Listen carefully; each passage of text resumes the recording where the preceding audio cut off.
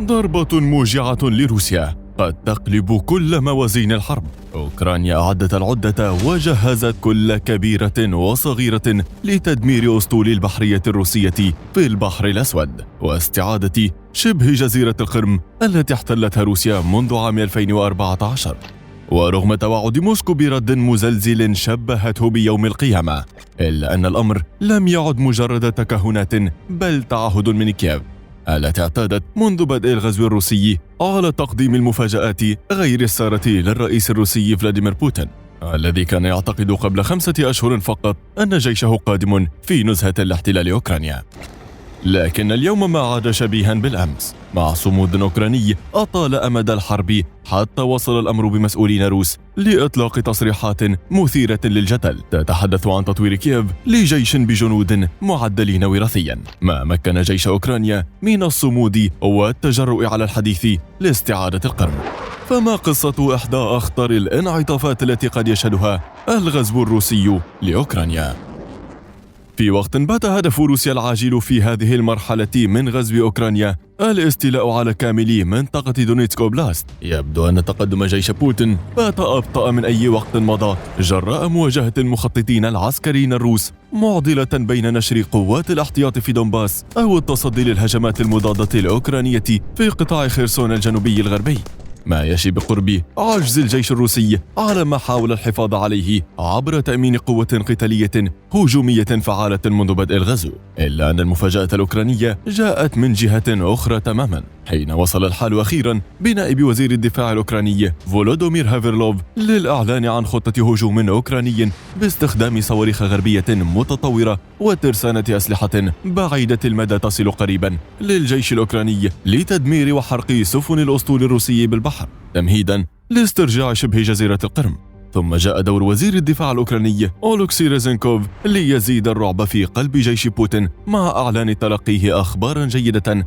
من نظيره الأمريكي لويد أوستن، بينها قرب تسلم أوكرانيا أنظمة صواريخ ميلزر M270 التي ستعمل بشكل ممتاز برفقة أنظمة هيميرس الأمريكية في المعركة، ما سيعيد للروس مشاهد رعب عارفوها جيدا عندما أغرق الجيش الأوكراني الطراد موسكفا السفينة الرئيسية في الأسطول الروسي بالبحر الأسود بعد استهدافه بصاروخين مضادين للسفن، ما تم اعتباره حينها حدثا عسكريا هائلا وأكبر خسارة للأسطول الروسي منذ الحرب العالمية الثانية. إلا أن هذا ربما لا يمكن مقارنته بما يخططه الجيش الأوكراني لاستعادة شبه جزيرة القرم الاستراتيجية وضرب أسطول روسيا، ما حدا بالرئيس الروسي السابق ديمتري ميدفيديف اعتبار رفض أوكرانيا والقوى الغربية الاعتراف بسلطة موسكو على شبه جزيرة القرم تهديدا مباشرا لروسيا، وأن أي هجوم خارجي على المنطقة سيتبعه رد مزلزل وصل الأمر بميدفيديف لوصفه بيوم الحساب الصعب الذي لا يمكن إخفاؤه، دون أن يغفل عن التلويح بالقوة النووية الروسية ما يهدد وجود كل البشرية. القرم عشق بوتين.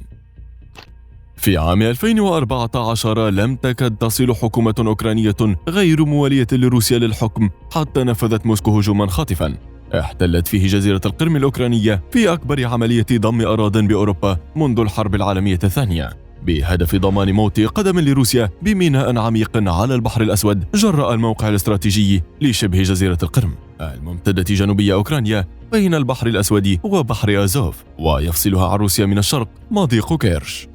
ورغم عدم الاعتراف الدولي بضم بوتين للقرم وإصرار أوكرانيا على أنها جزء أصيل من أراضيها، إلا أن بوتين ما زال يصر على أن القرم وكل أوكرانيا إنما إرث روسي يعود للحقبة السوفيتية عندما كانت أوكرانيا إحدى جمهوريات الاتحاد. وإن كان لسان حال بوتين يؤكد قبل أشهر أن القرم روسية إلى الأبد، يبدو أن عملية أوكرانيا المزمعة لإعادة الجزيرة ستشكل منعطفا كبيرا في حرب لم تبح بكل دمارها، خاصة وأن القاسي والداني يعلم أن روسيا لا تنظر للقرم على أنها مجرد شبه جزيرة استراتيجية على البحر الأسود، بل شريان حياة وقضية حياة على البحر أو موت بلا واجهة بحرية.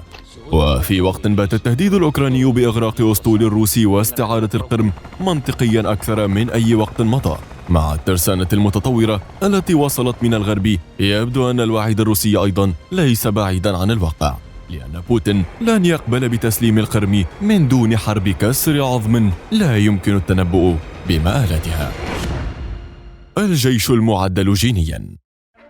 بعد أكثر من 5 أشهر على الغزو الروسي لأوكرانيا، باتت الخسائر العسكرية والبشرية الروسية المتصاعدة سبباً مباشراً لانهيار معنوي متواصل لجنود جيش بوتين، خاصة في ظل صمود أوكرانيا وربما تجرؤها على خطوات جديدة في الحرب قد تقلب المعايير. ما حدا بمسؤولين روس تبرير تلك الخسائر بتحول القوات الأوكرانية إلى آلات قتل خارقة نتيجة تجارب سرية، حيث تحدث المسؤولان الروسيان اللذان يترأسان لجنة للتحقيق حول المختبرات البيولوجية في أوكرانيا عما يعتقدان أنه طفرة جينية لدى جنود أوكرانيين. ووفق مزاعم نائب رئيس مجلس الاتحاد الروسي قسطنطين كوساتشوف، فإن الجنود الأوكرانيين خضعوا لتجارب بكتيريولوجية في أوكرانيا لأغراض عسكرية، فيما كان الدليل الذي ساقه المسؤول الروسي حول مزاعمه كشف اختبار دم أسرى الحرب الأوكرانيين عن مجموعة من الأمراض التي تشير إلى أنهم خضعوا للتجارب سرا، قبل أن يصل إلى خلاصة مفادها أن التجارب على جنود لجيش أوكرانيا خلقت آلات قتل أوكرانية قاسية. نائبة مجلس الدوما إيرينا ياروفايا لم تكن بمنأى عما ذهب إليه سابقها عندما قالت أن الجنود الأوكرانيين تلقوا أدوية حولتهم لأكثر الوحوش قسوة وفتكا،